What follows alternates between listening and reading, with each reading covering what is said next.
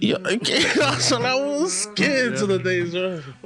Yeah, man, all so for Nah, but I've listened.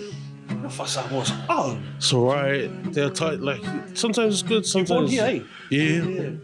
Sometimes it's just muffled, bro. You know when you're speaking, you can hear yourself being muffled. Oh. Yeah. Yes, I do. Bro, just a disclaimer now. I don't know if I've prepped you for that, but I have no. I'm born here like you, but I have no kind of Samoan to hold up in court or at all. So just please. Nah, safe as safe. But welcome, ladies and gentlemen, to another special episode of the Lab Kids podcast. And I don't know if you can tell, but today we've got someone else on the couch with us. World renowned, I'd say. Let's go.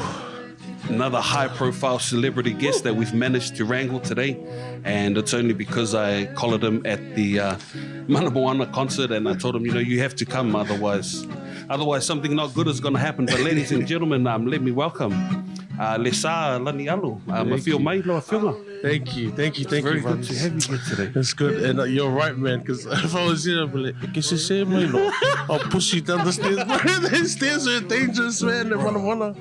Oh gosh, I've never been up there high, so I was like, oh my lord. The very first Mana Moana we went to, my son bought me the tickets, right, and he bought the cheap ones, and it was all the way up at the top.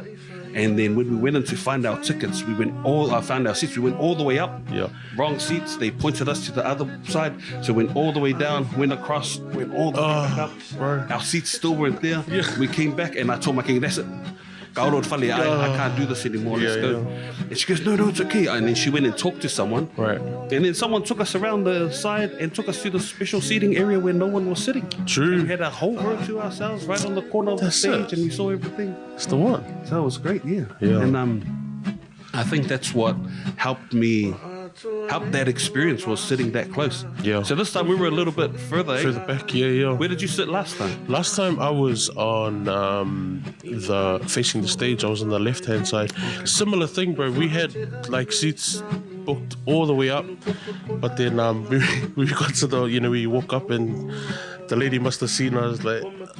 It's okay. Oh, there's some. So I was like, thank you. So we had like we were on the left side of stage, but like kind of in the middle section between the lower and the upper. Okay. Yeah. So it was the same thing, bro. We had like seats, rows. This is it. Yeah, man. And while I was sitting there, we got there early, and I was sitting there. I saw Lani coming up the stairs. Like, I wonder, should I stop him? Should I not? Should I stop him? And fortunately for me, the line of people stopped. They stopped right there. It stopped right where I was. And he was standing there looking up, and I just grabbed him by his arm, and I go, so, feel with Akali. Sorry. I'm glad you did. I'm glad you, like I said, I'm glad you did reach out, because not many people know, but man, my eyes are really bad. Like I've got bad eyes. I've got one good Whiololo eye, which is the eye that I survive on. But my other eye is makanging ngefu. So if I will see people that I know in public, and they'll be like, and I'll be like, because I can't see, and it's not like a lot of people are like, you're a snob. I just can't see you. We had eye contact. Yeah, I was like, you were right there. I was like, I still can't see you. So I'm glad you did that. Like, and I always tell people, if you see me, like, come up and say hi, because I will not see you unless you come and say hi. So. But the other thing, I wasn't sure you're even going to recognize me. There's security. Nah. But that was good. And so all three of us were there at the Mana Moana concert. Yeah. 2025, it's the second time that it's happened. And you and I went to the first one, and Chris wasn't a part of the first one. Yeah. And Chris and I decided that we'd do a review on the Mana Moana concert. Yes, we recorded a video previously, and it made it all the way to Zafepuleai, Helen Tupai, and to Jadra, and they messaged me and said thank you for the review. Awesome. And Wayne La'ai sent me a voicemail. Was it Miracle? All these people I never knew. Right. And we just done this short video, and it wasn't even meant to be a review. Yep. Chris just asked me, what did you do on the weekend? Right. And the Mana Moana was still all over me, and I couldn't help but share what I did about it. Of course. And so we decided to do it again this time.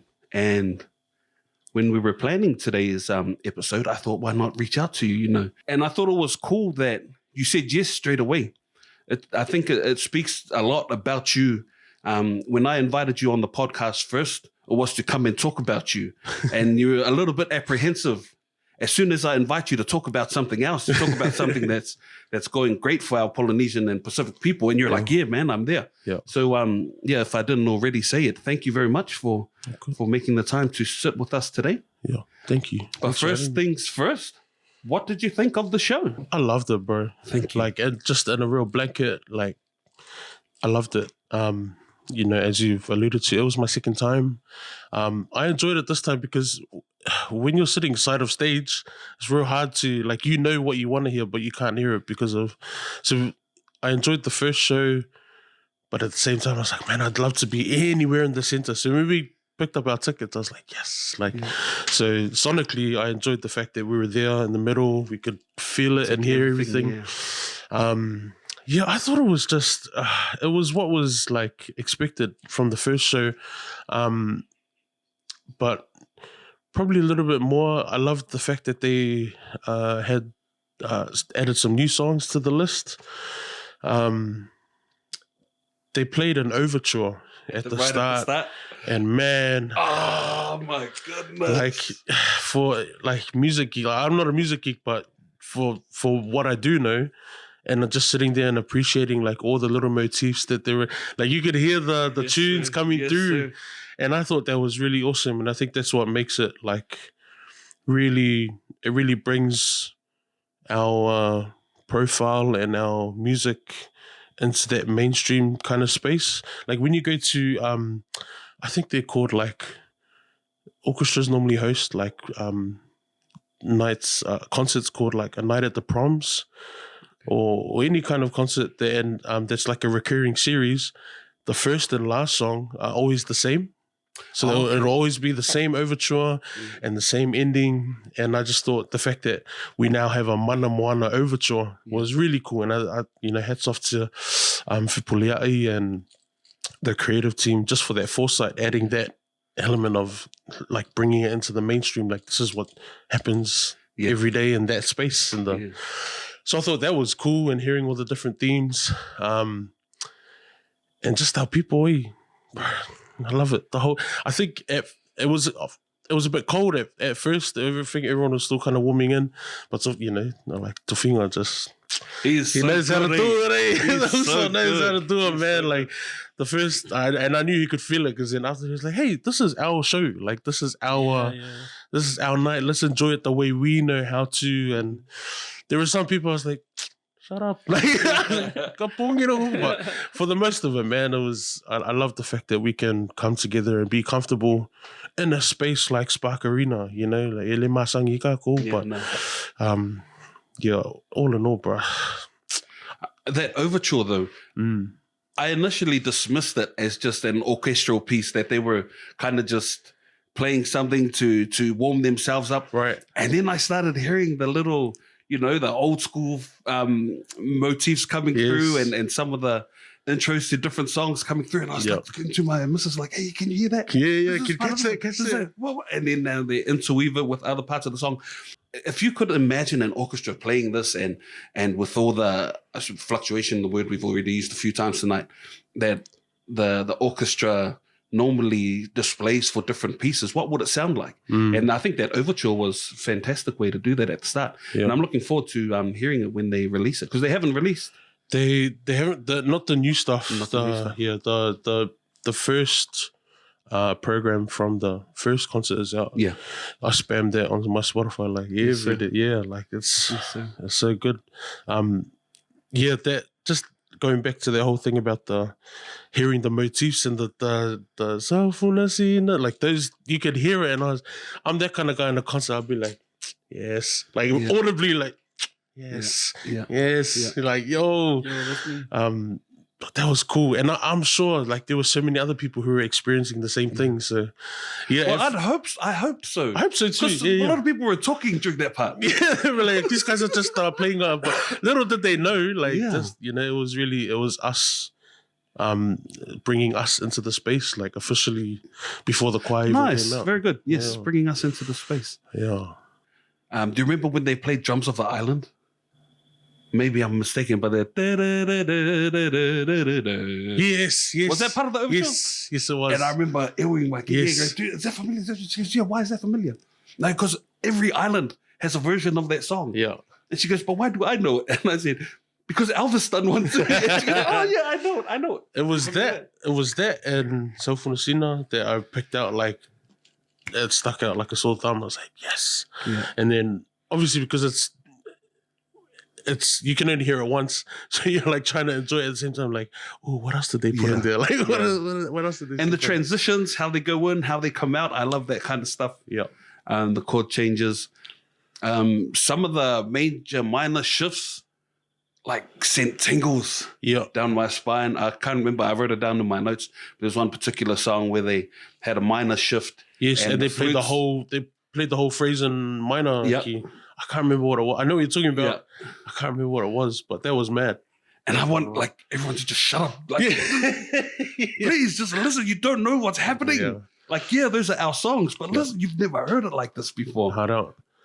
And then, we talked about Tofinga and the way he warmed up the crowd. Yeah. I've seen him a few times emceeing and hosting gigs, and he never misses. Yeah, never.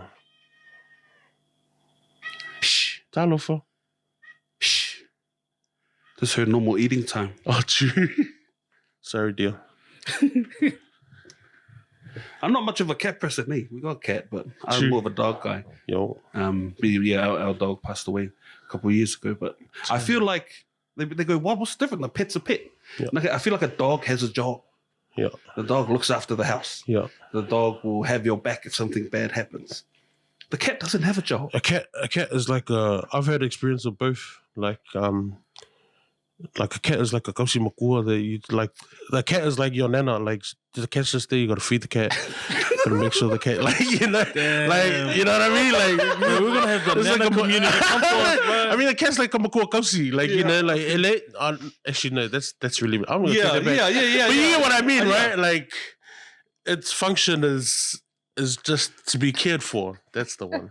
Its function is to be cared for. Whereas the dog, you're right. It's like your best friend, your security guard. Yeah. When you want to cry, when you want to vent, like, And they say dogs have owners, but cats have staff. No, I never heard that. Yeah, that's a perfect way of putting it. Man. Cats have staff. Well, that's exactly what happens. Cat comes in, she's like, "This is my time to eat. What you guys doing in my garage?" I'll sit too low for you, so is it? She just cries like that. But sorry about that. Rude interruption. Tofinga never misses. Yeah. The man story, it's you could hear it. Like I think I've heard him jam that before at another, but never like it's just his comedic timing is down to a T for our people. Our people just know, and it's never like he's never hit or miss, bro. Like, and he brings the same energy. 100 people, 1,000 people, straight up, still the same. Felt like I wasn't even that far from him. Yeah, felt like he was engaging directly with me. Having Tofinga do that for Mana Moana was really key, because obviously it's an experience for us to enjoy, but it's a learning experience for people who are not familiar with in those spaces. But I think he done it in a really nice way too. Like it wasn't over the top, it wasn't too over.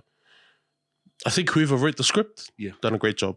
That's what I'm trying to say. Whoever wrote the script and really weaved the ocean analogy. Yes, the rise and fall of the tide, and I think that was really smart. Yeah, and it wasn't like overbearing. It was just like this is what it is. Like Only thing that was missing for me is that he didn't do the intro to the second half.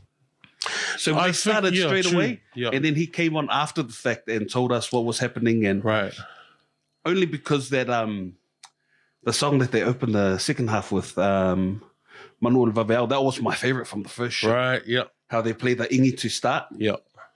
And then how I explained it last time is they played the massive opening. And then everyone was all up in the air and clapping their hands and singing and dancing. And then the orchestra just brings it back down. And then it feels to me like the early morning sunrise. Yep. And then the choir comes in softly. And I was, oh my goodness, that was so good. But the intro was ruined because no one was paying attention. Yeah. Everyone was Probably still getting their food and Still trying to climb the stairs. Yeah, man. I think I thought about that too. I was like, I wondered why they didn't, but I think it's I feel like it might have been like a balance thing, eh?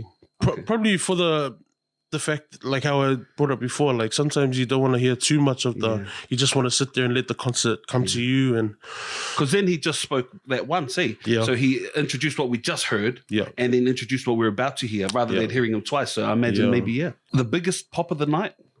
What do you guys think it was? I've got one in mind.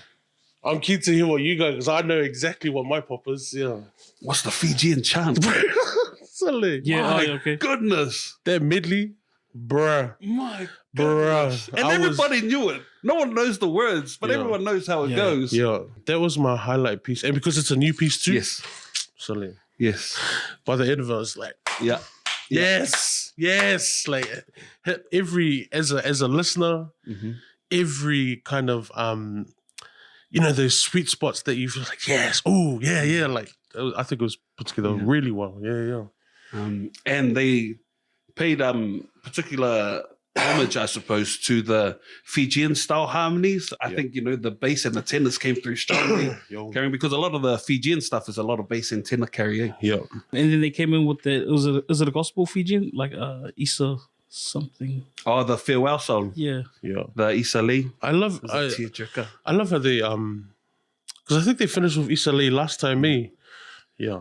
It's a nice way to as a Samoan, to hear that being like obviously separate from the encore, but just to have that be like the final note for the program, it's always really nice, because I know sometimes people are like, ki ngā kalinga I miss out, or like, I'm sick of hearing but I love that they always finish with Issa Lee before the encore, bro. It's really just a nice way to mellow out the night. Eh?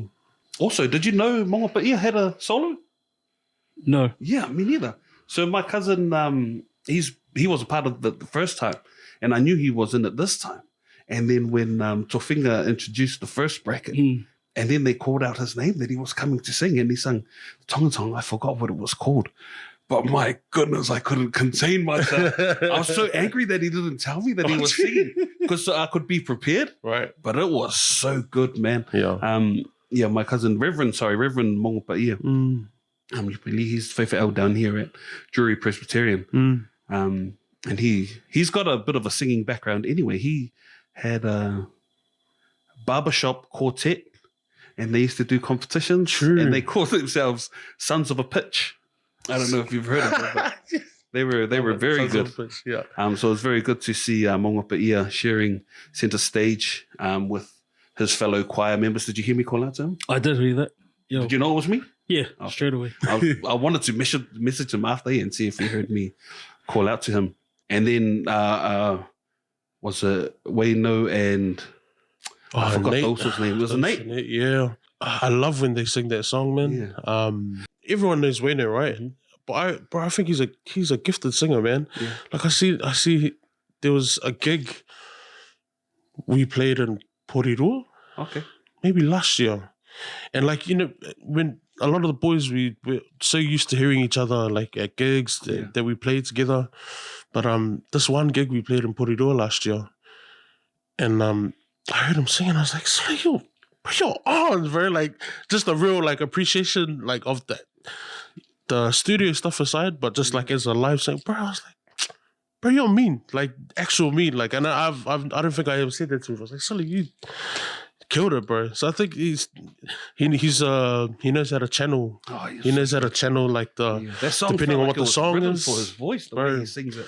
Real nice tone. And I always question. I was like, I don't know if that's the audio mix or if that's just, but he's a gifted singer, bro. Like I said, everyone knows Wayne, but he actually is a really good singer. So yeah, I don't know if he was channeling the inner Vanya, but he done it well. Very good, yeah. Yeah. And the way, him and Nate, obviously the Kaseki boys, like, they just gel. Oh, it's Nate Kaseki. Yeah, man. Yeah. So they're 2/3 of Kaseki. I wrote in my notes, partner harmonies, guy with Wayne. Like, They were. Wayne, My goodness, they've done so well together. Yeah, bro, they gel. But that's why, because they're Kaseki. I didn't know. Yeah. And then, so they're 2/3 of Kaseki. Favour is the other bro who makes up the third. Was he in the choir? No, I don't think Favour. No. But Eden Leota, the female vocalist, bro, I seen her perform the song.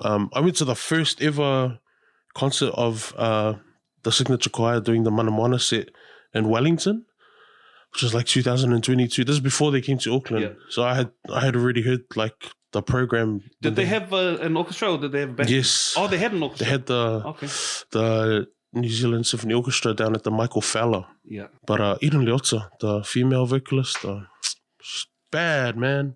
Like powerful voice and never disappoints. Like, and because it's such a big song too. Yeah. Like it sounds easy at the beginning, but those notes up at the top at the end, bro. I was like, sis, top tier. Good mix. I think them three. But all the vocalists, all the soloists. Yeah. Were all, they could sound like the CD. They were that good. Yeah. And the sound mix was fantastic, I thought, at times. Yeah. With the soloists singing. Even who was the big guy in the middle calling the moa'o and calling the... Oh, that was Nate too. That's Nate. That was Nate too, yeah. Like, particularly the balance during those parts I thought was fantastic because it's very easy to overpower when you're doing those call and response things. Yeah. But especially up against the choir, like it can be like talking about mix, like the audio mix. Like I know some people, even myself, left at night and stuff like, what's the sound like? Some parts were loud, and I felt the same way too. I was Christian, and you can't help it as a muser, as an artist. Like when you go to concerts, audiophile, they call it. As an audiophile. Like it's very hard to not pick those things up. Like as much as you want to enjoy a concert, sometimes like I wonder what the sound guy's doing. Like, because that's probably the one, not negative, but just the one thing I was like, I don't know if it was. Sometimes the sound was really loud. And sometimes the mix was like you could barely hear the choir. Okay. But I was trying to figure out because obviously you got to mic up the orchestra, you got to mic up the choir, you got to mic up the soloists.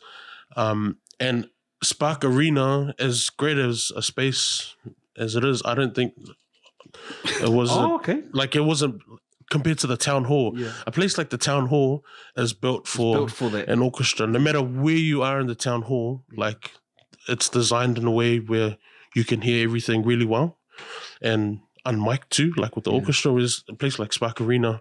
So as much as like some of the parts of the concert, I was like, can you turn it up a little? So like I can't hear it. But I think it's a challenge, man. Like it's hard. And adding the crowd onto that, like you don't want to like yee the speakers because they're picking up the crowd and stuff. So that's probably the only thing, man. It would have been cool to have like to be able to hear it well right through. Yeah. But see, for Bing and I, we're lucky because we already know the show. Like we had seen it the first time. So I love that. If I can just quickly say, like, obviously sitting between two musos, you're throwing your jargon. I'm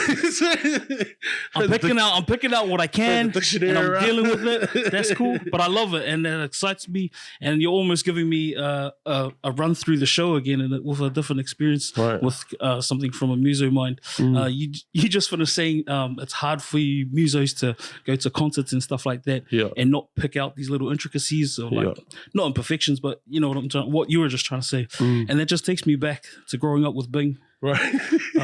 Whether we're at our high school like music event, if we're at a church event, just anything. Memories of growing up with him, and he's just sitting next to me and he's like, and I'm like vibing to a song and he'd just be like, they need to turn speaker 2 up and the one down. It's because they have to balance out the specifics of the like, man. Sully, I didn't know. Listen to the song. Sully, I'm just trying to worship, bro. Why are you focusing on that, Sully? With the house up, but that's the only thing I can relate. So when you start talking like that, I only recognize it not from my own experience or understanding, but because he's the same. He picks out these little things, and it's finally cool to meet someone that's crazy like him. It's like Chris is good at accents. They do that. I was like, really? They do that. Is that right? We're not doing that here. No. I like a good movie. And I like music as well, but I can't do any of the things you guys do. So respect. I blame my high school media studies teachers because they drill that stuff. Like, you have to really analyze. Sir. At the time, I'm like, this is boring. But once you leave, it's like, the lessons actually did really work in. Masese coming through in the part of the Fijian chant one. And I was getting ready to sing that one. If that one came out, I was, my goodness. Yeah. My two favorite pieces of the night, or maybe top three, was definitely the Fijian medley. Nepitulo, the Tongan. Bro, there's something about that song, man, that was my top two. Mm-hmm. And then my bias fave, because my favorite song on the album is Love So Swani. Like, that's... 91, was that the one? No.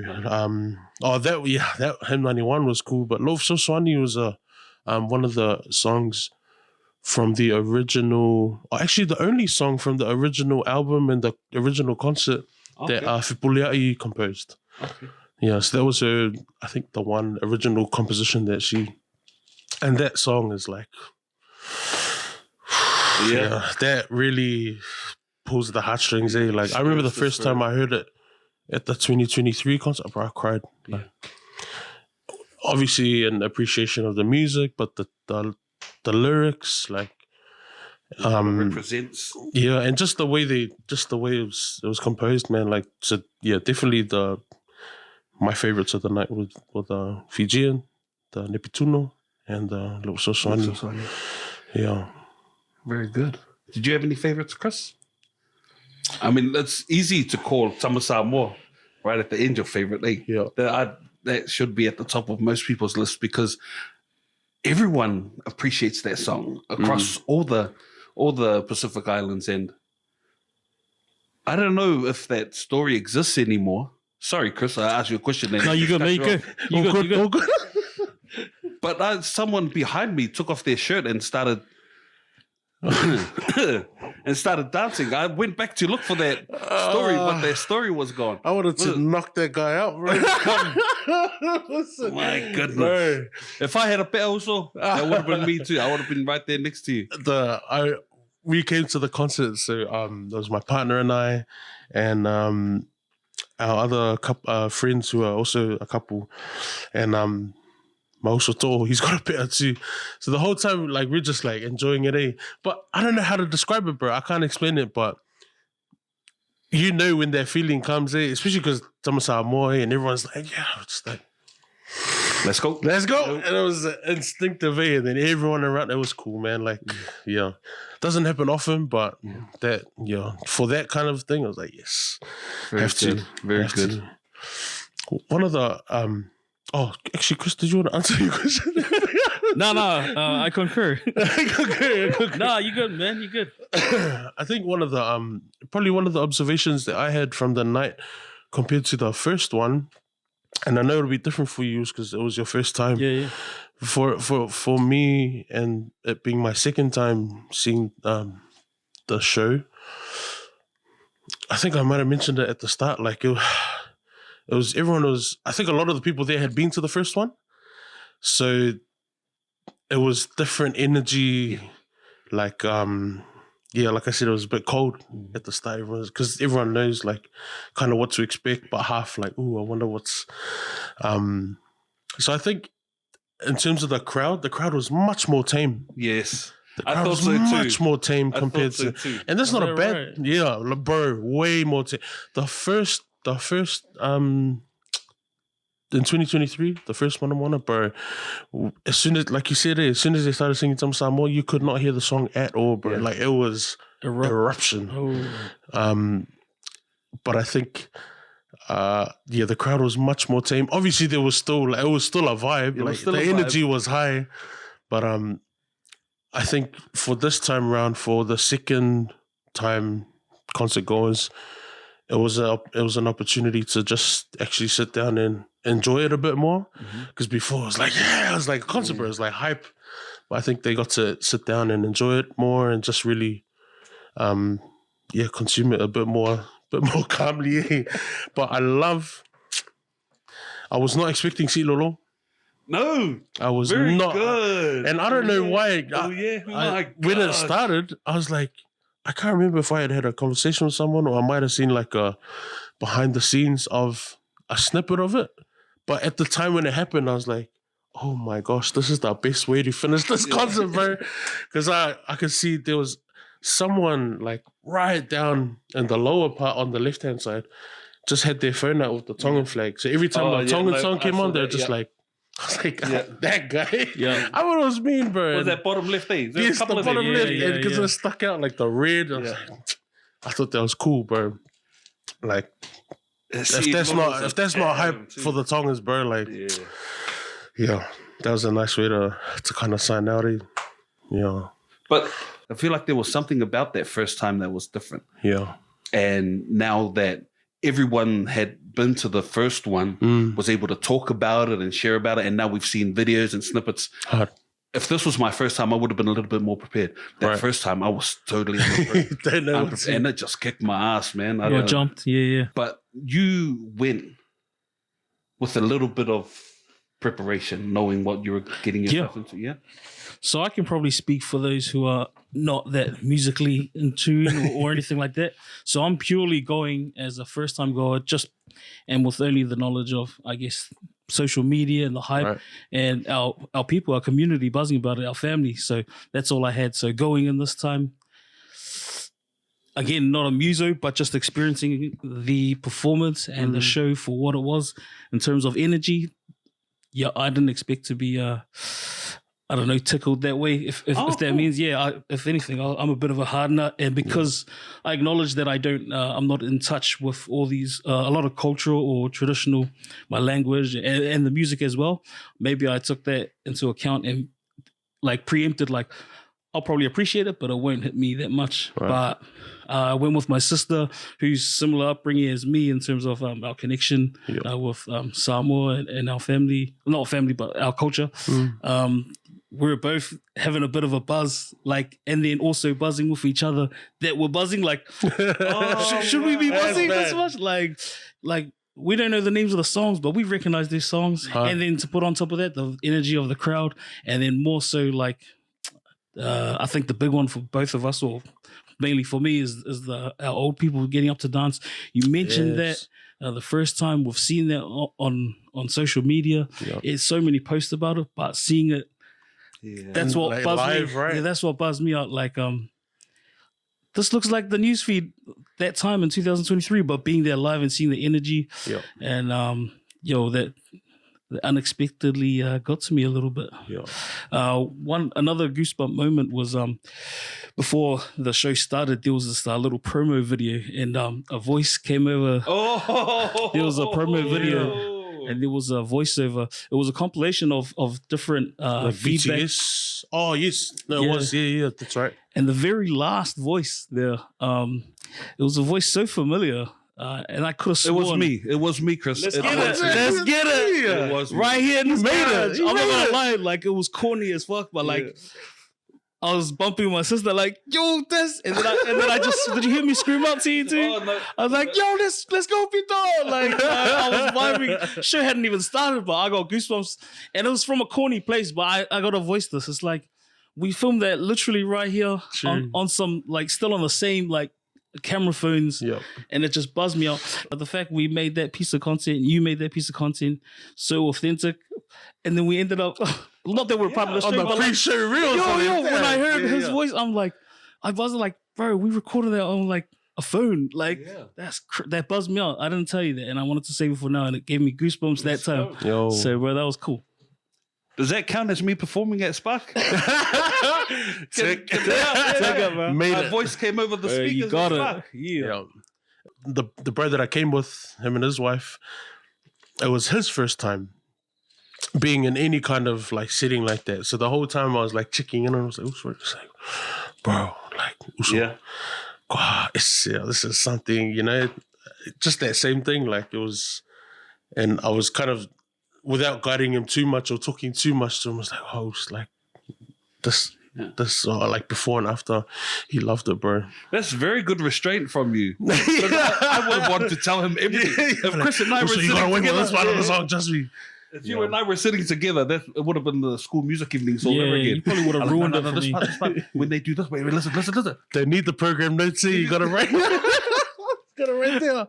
One of the other things for me that would have made me enjoy my experience more would have been program notes.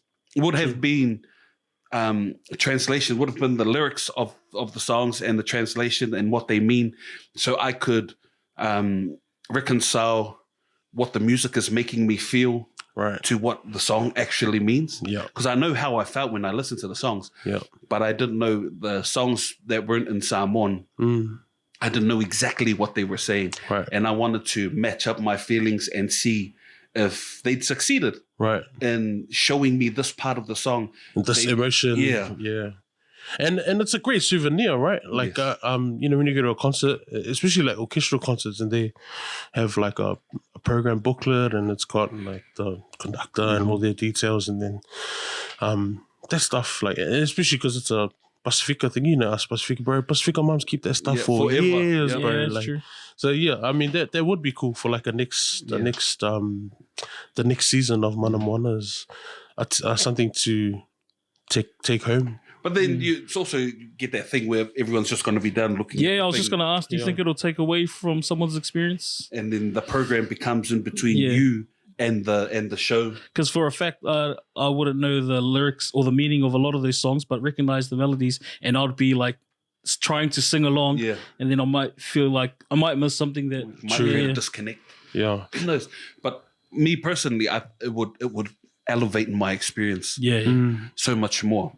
Another thing that just brought tears to my eyes and just filled my heart with so much pride was the Tongan conductor. Yeah, bro. My goodness. Tavite Tonga, I think is his name. Tonga. Yeah, Tavite Tonga. Part of the New Zealand Conductors Fellowship? Yeah, it's like got a CNZ, and it's a collaboration between Creative New Zealand and I think the NZSO or some like a conducting what's it called, residency or fellowship. That was how cool man. I was so proud to be Tongan when it came out. Man. Never cheered so hard for a conductor in my life. I have no idea what you're doing and what your movement means. But that's us in that space conducting this makeshift orchestra too. Bro, how do you know what the percentage was? I don't know how many, but I remember earlier that day seeing the news. I don't know, someone broke the news on like a news agency was like some of the NZSO stranded in Wellington, but you know, luckily I think it was the Signature Choir Comms. But luckily the APO is pulled through, and that's how you know, like, top tier, and that's the world class level that these muses are working at, bro. Like, to just pick up the music a few hours before the show, and for us not even notice. Like, I think that's a real testament to. Shout out to the APO for pulling through, man. Like, that's big. I wanted to know who specifically wasn't part of the NZSO, so I could kind of focus on them. Yeah, I was trying to pick it out, bro. I was trying to be like, which part is who's not Moa? But you couldn't tell. No, you couldn't tell. You could not tell. Because that's how the orchestra rolls. Yeah. You know, they've written down everything meticulously so that if you can't play it, the next guy will. Yeah. Unfortunately for us, a lot of the stuff that we do, maybe just me as a musician, is done in my head. And if I'm not there to do it, no one else can do it because I haven't taken the time to write it down. And it used to happen in our praise and worship team all the time. Is that we change the intros to the songs every week because no one wrote it down how it was last week. Yeah. And that was hour so good. before service, we're like, Yeah. switch it on. Yeah. And then we come next week, play the same song. What did we do before? No one remembers. Yeah. Did you notice a couple of the choir members had crutches? No. I did. Yeah. Yeah. There were two of the bass. One of them had 2 crutches and a moon boot. True. And one of the other bassists had 1 crutch. Boss. You know, nothing's going to stop me from singing our songs tonight. Man. And those guys. I know the guy with the 2 crutches is also Ewingi from church.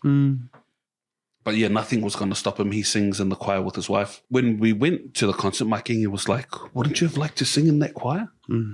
And I think part of me, a lot of me would have been, yes, I would have loved to sing with the signature choir and the orchestra. But I don't think I would have had the same experience listening and receiving as I would have if I was in there singing. Right. But yeah, being in the audience and receiving it was something completely different for me. I was in the same boat in 2023.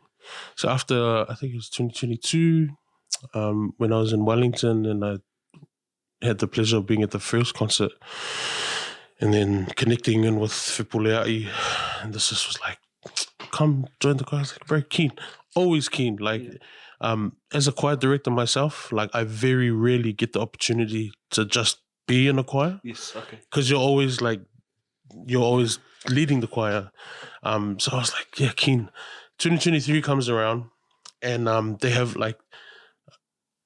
a set rehearsal schedule, like certain weekends over a few months, and every single weekend clash like I was either like sick, like really sick, or out of the country.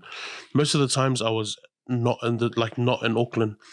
And I felt so bad because even now, Whipulea'i, like she gives me like crap for it. It's like, was like, nah, that's just, it's not that. It's like, honestly, and even up until like, even a few weeks before the first concert, like, sis was like, just come. And I had the music, like, and everything.